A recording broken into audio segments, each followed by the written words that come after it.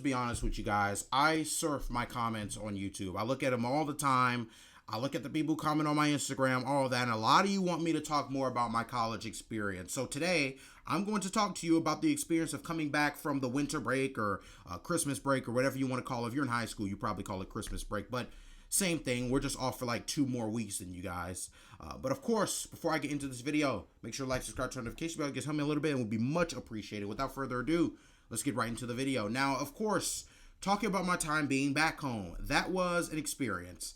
There was a lot of time at home. It was not a lot of work to do. It's just a lot of dead time. Seeing my old friends, you had Gabriel, Robert, Tyler, all of them. Shout out to all of you guys. If I missed your name, my bad. Adjusting to home it's a lot, because being on your own as a college student, you are subject to different behaviors. You can kind of do whatever you want. You can lay down if you want to. You can do work if you want to. You know, you could have a relationship if you want to. You could do all that. Being at home, you're kind of back under your parents a little bit, and it's different, but at the same time, it's like at the end of the tenure, you're kind of like, yeah, I want to go back to school. I don't need to be here. There's nothing for me here. At least that's kind of what I have out. Now, a lot of things for me went on at home that I'm not really going to get into. Just know it was an experience at home, dude. It was crazy at home. If I told you about the whole thing, then this would take a whole video. But going to my first days back on campus, it was interesting because, and I'm going to get more into this later, but if you've been watching TikTok recently, you've probably seen a couple people at NCAT saying that they had to get kicked out of their dorms because the heat was not working and it was incredibly cold outside. I was not one of the people who had to get kicked out of their dorms, so that's a really good thing. But I know some people who had to get kicked out of their dorms. Now, of course, going back on campus in general it's a little adjustment. It's kind of like going back home, to be honest. It's like college has become your second home. You get back here and there's really not much different. It's like, okay, I'm going back into my normal way of life. Now, I do have a new love for my hometown Atlanta, dog, because being in Atlanta and growing up there, you don't really realize how much of an amazing mecca of a city it is. You know, you have...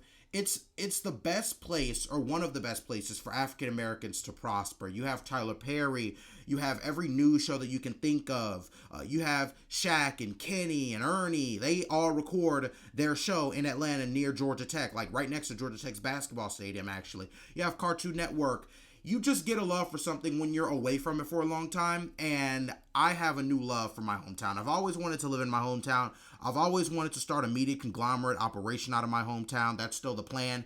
But being away from it gives you a significantly new love for it. So if you are away from your hometown in college, dude, trust me, it's going to give you a new love for it. And even if it doesn't, then, you know that your hometown is probably not the best place for you to be. But for me, it gave me a new love for it. If you're still in your hometown in college, I encourage you to please venture out. Go study abroad. Do something, man. Get away from home, and you're going to appreciate a lot more. You're going to appreciate maybe life a lot more when you get back and you really get a chance to grasp all those experiences that you have gone throughout your entire life. Now, of course, there's long-distance relationship. I'm currently in one. My girlfriend is back in Georgia. I am here in North Carolina. I actually posted on my Instagram like a couple minutes ago.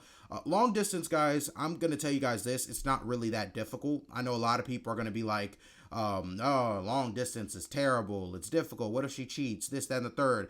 Now, mind you, all of that stuff, all the cheating and stuff, you kind of can't stop that, dude. Like, it can happen. The same way that you have opportunities to do that kind of stuff, that other person does or has opportunities to do that kind of stuff.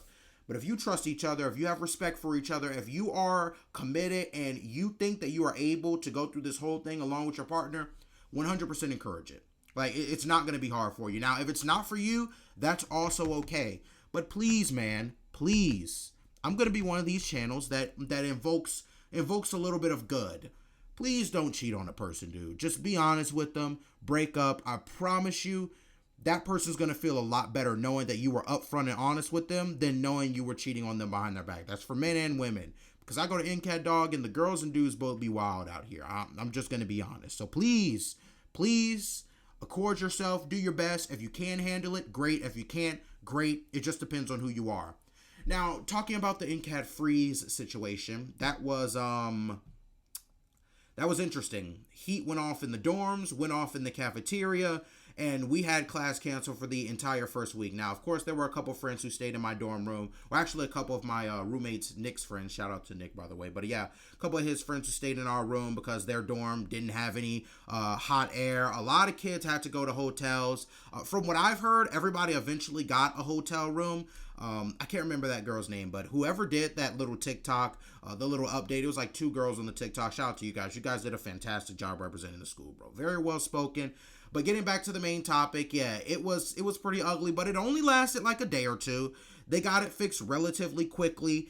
Look up NCAT on TikTok and you will find it. Like, guarantee. Look at it on TikTok, Instagram. You will find it. I only wanted to talk about it briefly. It wasn't too bad. I heard that every kid ended up getting a hotel room to stay in.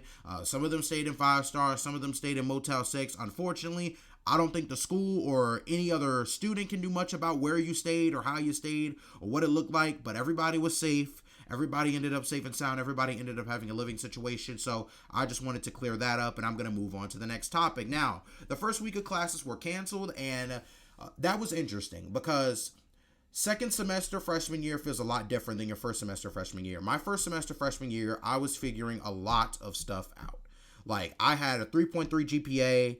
I was just figuring a lot out, dude. I was figuring a lot out. And I'm already a guy who's not the most interested in school. I'll get my 4.0, but I'm not going to sit there in class being like, oh, yay, I love this. And I highly doubt that you're super interested in everything in school either. Even though college is different. College is super fun. It's a lot of things you can do outside of just class. And I think college should be used for that. Things that are outside of just class. You shouldn't just go to class and go back to your dorm. You're going to live a boring college life.